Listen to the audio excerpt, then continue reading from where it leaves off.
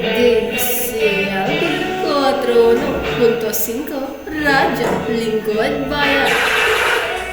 Boses mula sa puso ng komunidad. Naghahatid ng balitang may integridad. Ito ang DZLB. DZLB 4.1.5 Radyo Lingkod Bayan. Sanggahan ng Sambayanan. Arangkada na. Hatid ang kaligtasan ng karamihan, impormasyong pinagkakatiwalaan, Radyo Lingkod Bayan, sandigan ng sambayanan, DZLB sa inyong mga radyo. Magandang araw, Pilipinas! Magandang araw, Calapan City. Ngayon ay araw ng linggo, ikalabing-lima ng Marso, ang Bayan Division Floor, At bagong sangka. Sanggahan ng Sambayanan. Arangkada na. Sa ulo ng mga umaati kapong balita. Siya ang nangyari lahat ng espiritu ng karawalan. Ilang senior citizens na kanilang pre-taping out sa lungsod ng Calabas. Inubatang tawag ng may pasyo na tawakas na ang access. Opisyalis ng barangay Pandi pinagtingang paglaban sa baha. Comfort ipinagay sa Malayo Elementary School. Ito ang Radyo Lingkod Bayan. Mga isyong nakalap ang itututukan at susubaybayan. Una sa balita. Mahuhusay na kabataang Mindoreno nakatanggap ng matataas na parangal. Sulit Suarez para sa mga detalye. Ginawa rin ng parangalang pamahalang panlalawigan ng mga mahusay na kabataang Mindoreno ngayong 26 ng Pebrero na nakapag-uwi ng mataas na karangalan sa lalawigan ng Oriental Mindoro matapos maging top-notcher sa iba't ibang licensure examinations. Personal na ipinagkaloob ni Bonds A. Dolor at Vice Gobernador Antonio Cadio Jr. Perez ang mga plake ng pagkilala at pinansyal na insentibo na kagapay din si Senator Erwin Tulfo. Kabataang nanguna sa licensure examination sa buong bansa, kabilang sa nangunang siyam, top-notchers ay si Joanna May Declaro, Bea Bianca Pantoja, John Kyle Petino, Maria Eliza Cosapin, Genesis Casa, Fatina Beba, John Jober Pilar, Paul Armand at Ira Joy Anyayahan. Ang kanilang pagsisikap, talino at dedikasyon ay nagbunga ng maraming tagumpay at sila'y patuloy na nagiging huwaran at inspirasyon para sa susunod pang henerasyon ng kabataang Hondureño. Sulen Suarez para sa Lingkod Bayan. Bigyan pansin ng pamahalang lungsod ng Calapan ang mga espesyal na arawan ng mga senior citizen sa Calapan na naging tulong moral at pinansyal. Kiyan Kasapaw para sa mga detalye. Umabot sa 110 senior citizen na may edad 80 pataas at tumanggap ng payout mula sa pamahalang lungsod ng Calapan na may kalawang halaga mahigit 176,000 piso bilang pagkilala at pagsuporta sa kanilang kaarawan. Ayon sa pamahalang lungsod, layunin ng programa na ipakita ang patuloy na pagpapalaga at pag-aahuluga sa mga nakakatanda sa komunidad na siyang bahagi ng serbisyong panlipunan na nagdarangdang ng pinansyal na tulong sa mga senior citizen. Nagpaabot ng pasasalamat ang City Social Welfare and Development Department o CSWD dahil sa maayos na pangangasiwa na nagisusi sa matagumpay ng pamamahala. Ipinahayag din ni Mayor Doyle at John ang palagaan ng senior citizen sapagkat sila ang silbing haligi ng lipunan at inspirasyon sa mas nakakabatang henerasyon. Kiyan Kasapaw para sa Radyo Lingkod Bayan. Inubatang tawiran bypass road magsisilbing mahalagang link sa transportasyon. David Shekebral para sa mga detalye. Inilunsad ng Department of Public Works and Highways ang proyektong Binabatang Tawiran Bypass Road upang mabawasan ang mabibigat na daloy ng trapiko at mapaluwag ang pangunahing kalsada habang sila ay nagbibigay rin ng alternatibong ruta para sa mga transportasyon. Bahagi ang proyektong ito sa programang pang-infrastruktura sa ilalim ni Pangulong Ferdinand Marcos Jr. na tinatawag na Build Better More na naglalayong pasiglahin ang kaunlaran sa iba't ibang lalawigan. Ayon kay Pedro Ilangan, kapitan ng Barangay Ginubatan, malaki ang maitutulong ang proyektong ito lalo na sa pang-araw-araw na pamumuhay tulad ng mga taong bumabiyahe papasok sa trabaho at sa mga estudyante. Inaasahan din ang papabilis ang transportasyon ng mga produkto maging malapit sa mga ospital at mga daan sa mga karatig na barangay.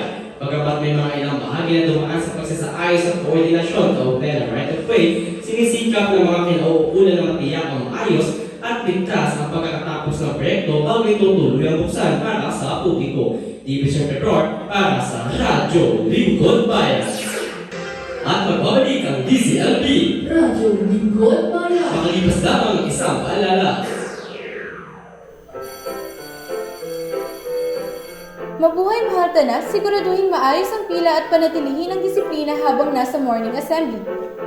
Grabe! Sobrang tirik ng araw! Kaya nga, sobrang nakakapanghina. O, Maureen, anyari sa'yo? Maureen, ang putla mo. Hindi ayos lang ako. Ma'am!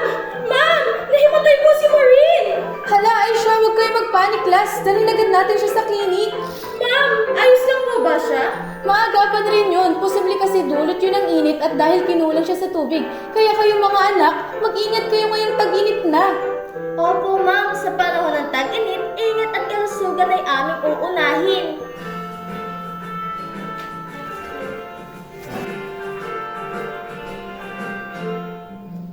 Stay hydrated upang makaiwas sa heat stroke. Ito'y para rin sa ikabubuti nyo. Mahirap o madali lang ito. Sundin ang paalalang ito. Uminom ng maraming tubig para laging hydrated.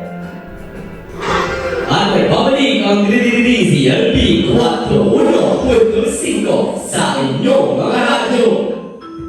Bukas po natin 44 malipas sa alauna ng hapon.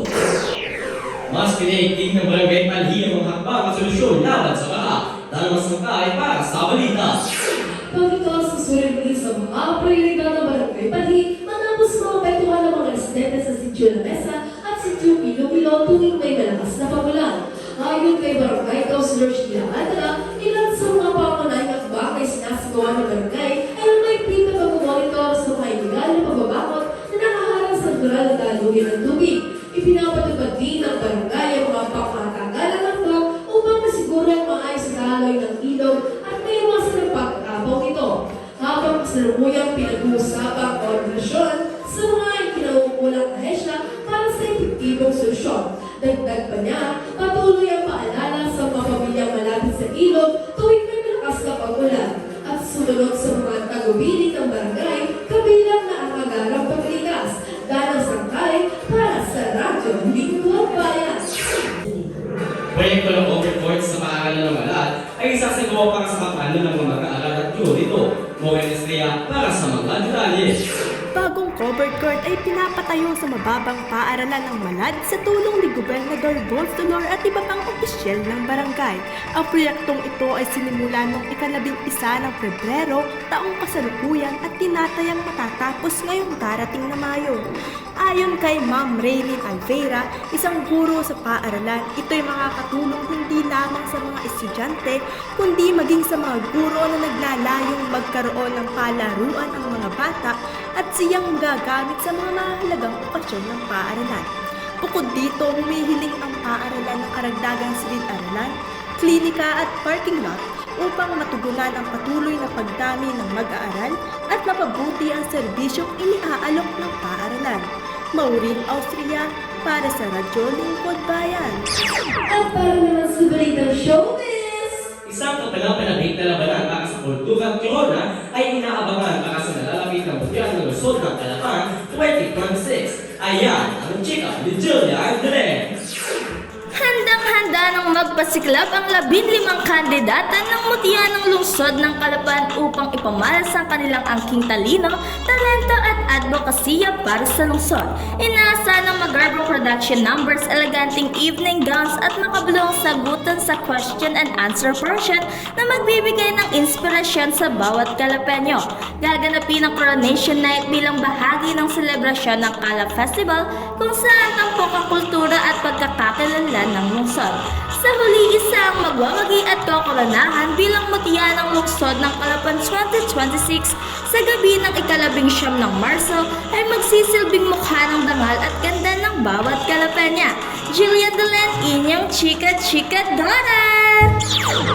At iyan, aming mga nakalap na balita sa oras na ito. Muli ako si David Jr. At ako naman si Dana Masangkay. At ito ang DZLB 4.1.5. Radyo Lingkod Bayan. Ang tinig ng mamamayan.